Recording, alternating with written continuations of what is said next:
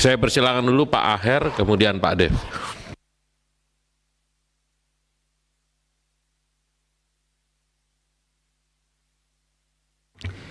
Ya. Assalamualaikum warahmatullahi wabarakatuh.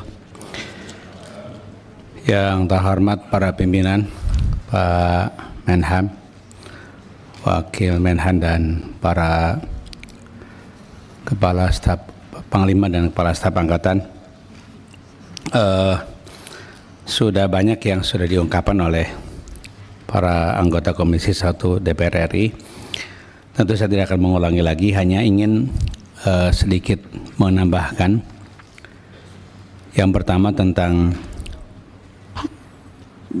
judi online dalam konteks pertahanan. Nampaknya ini sudah menjadi perbincangan bersama.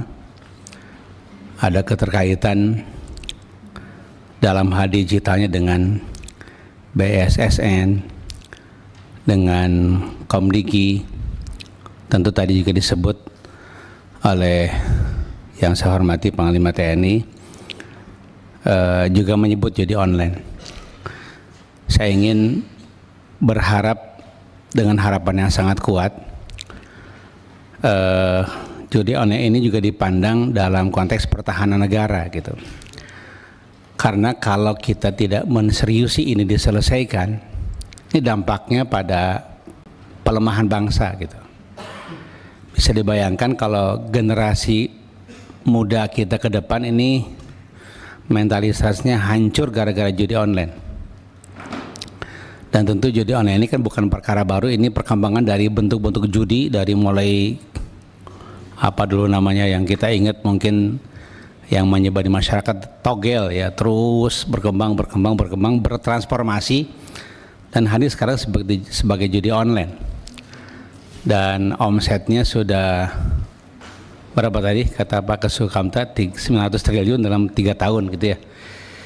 Ini kan sangat luar biasa dibanding anggaran Kemenhan gitu.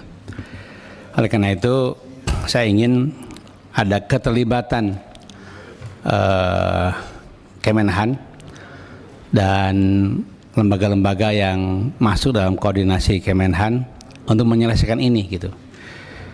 Boleh jadi atau bukan boleh jadi, kita berharap ya sekarang dituntaskan lah begitu. Cara pandangnya bukan cara pandang digital lagi, cara pandangnya bukan cara pandang ekonomi lagi, tapi lebih hebat dari itu cara pandangnya adalah cara pandang pertahanan negara gitu. Karena dalam pandangan saya bisa-bisa ini negara bermasalah pertahanannya ke depan gara-gara SDM-nya hancur dengan judi online tersebut gitu.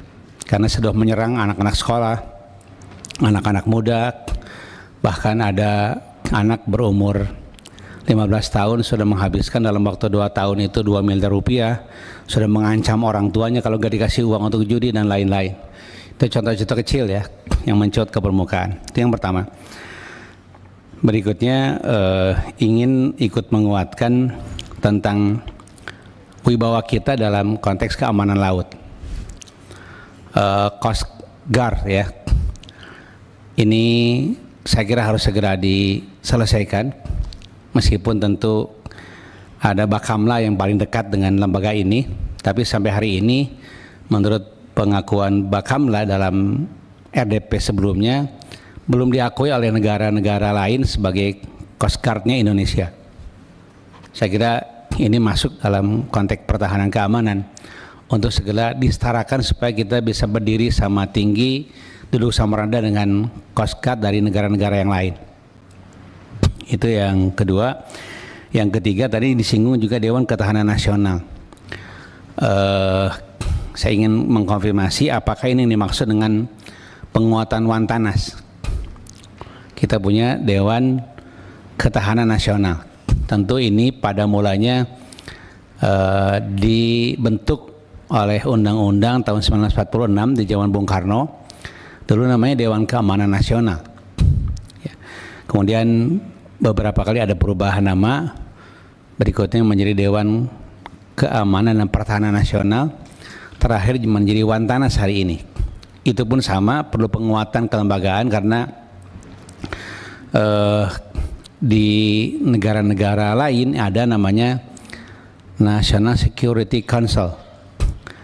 Nah, ini juga sama, ternyata Wantanas dalam konteks hubungan dengan luar negeri belum diakui sebagai National Security Council. Oleh karena itulah perlu penguatan kelembagaan juga, karena peran internasional kita, dan ini tentu dalam hal perdamaian dunia, ini adalah amanat dari konstitusi kita di Pembukaan 45. Kita ingin ikut serta menghadirkan perdamaian dunia, ya.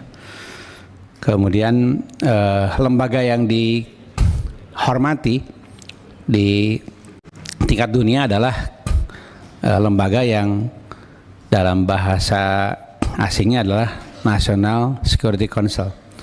Dan lagi-lagi Wantanas belum diakui sebagai setara dengan lembaga tersebut. Menurut Wantanas itu akan diakui manakala dirubah namanya menjadi Dewan Ketahanan Nasional, Dewan Keamanan Nasional. Dewan Keamanan Nasional. Tapi di sini tertulis nanti Dewan Ketahanan Nasional. Apakah itu yang dimaksud begitu? Kemudian saya ingin lebih menekankan juga terkait dengan hubungan internasional kita. Tentu beberapa kali Presiden Prabowo Subianto menyebutkan kita ingin menjadi negara dengan good neighbor policy, prinsip bertetangga yang baik. Dan ini sudah terlihat ya, kita ada latihan militer bersama Rusia dan Cina, ada latihan militer juga bersama Amerika Serikat. Jadi kita ingin dekat dengan semua pihak. Meskipun boleh jadi ada dampak nanti kita tidak berteman kuat dengan para pihak tersebut, tapi ya sama-sama punya hubungan yang dengan jarak yang sama. Saya kira gak ada persoalan, karena kalau kita tampil menjadi negara besar dengan kekuatan ekonomi sekaligus kekuatan militer, kan kita menjadi kekuatan tersendiri gitu. Itulah mungkin non-bloknya modern pada saat ini, pengembangan non-blok yang hadir pada masa Bung Karno di waktu-waktu yang lalu. Nah, saya ingin mengkonfirmasi, nampaknya ya karena kita ingin menghadirkan kedekatan dengan prinsip good neighbor policy tadi, kita tidak ingin ada persoalan dengan siapapun, tapi bersahabat dengan siapapun, akan membela dengan siapapun yang terzalimi gitu ya. Termasuk ya pernyataan yang sangat tegas terhadap pembelaan bangsa Palestina. Saya kira menjadi bagian dari sisi ini. Nah, kita atau perbincangan di media saat ini, termasuk para pakar, ini terkait dengan joint statement antara Indonesia dengan Cina, antara Presiden Xi Jinping dengan Presiden kita, Presiden Prabowo Subianto, tentang persetujuan masalah tumpang tindih. Satu sisi kita punya ZEE, zona ekonomi eksklusif, saat yang sama ada pengakuan sepihak dari Cina yaitu 9 dash line, atau sekarang 10 ya, 10 kata sekarang jadi 10 ya, 10 garis putus-putus. Nah kemudian kan yang diklaim sepihak oleh Cina itu yaitu 9 dash line itu berada pada ZEE kita. Jadi kalau kemudian kita hadir dalam pernyataan bersama joint statement antara kita dan Cina, berarti ada hal yang tumpang tindih. Di satu sisi kawasan tersebut ZEE, pada saat yang sama juga di situ adalah 9 dash line. Nah, pertanyaan saya adalah seperti apa pandangan Kemenhan, atau seperti apakah dampak dalam konteks pertahanan dari joint statement tersebut? Itu mungkin dari saya. Yang lain-lainnya saya setuju untuk mendukung, mensupport baik itu anggaran maupun revisi undang-undang TNI supaya TNI kita semakin kokoh dan semakin kuat ya, termasuk tentu semakin tenang ya. Saya khawatir kejadian di Deli Serdang juga akibat kekurangan tenangan gitu ya. Oleh karena itu perlu ditelusuri lebih lanjut, karena selama ini tentu Pak Menhan berdasarkan berbagai survei ya, survei yang kredibel dan netral, itu menempatkan bahwa TNI adalah institusi yang paling tinggi kredibilitasnya di mata publik. Jadi institusi yang paling baik di mata masyarakat kita, di mata rakyat Indonesia adalah TNI, adalah Tentara Nasional Indonesia. Tiba-tiba ini terkotori oleh kejadian di Deli Serdang. Nah, nampaknya kita khawatir ini adalah fenomena gunung es, kita khawatir. Tapi saya yakin ini hanya fenomena lokal saja, ya, tidak fenomena gunung es. Tetapi apapun kejadiannya harus ditelusuri apa problem yang menyebabkan itu terjadi. Mudah-mudahan bisa diselesaikan sehingga TNI kembali menjadi TNI yang wajahnya kuat tapi ramah pada saat yang sama, gitu. Tidak menakutkan seperti di masa-masa yang lalu.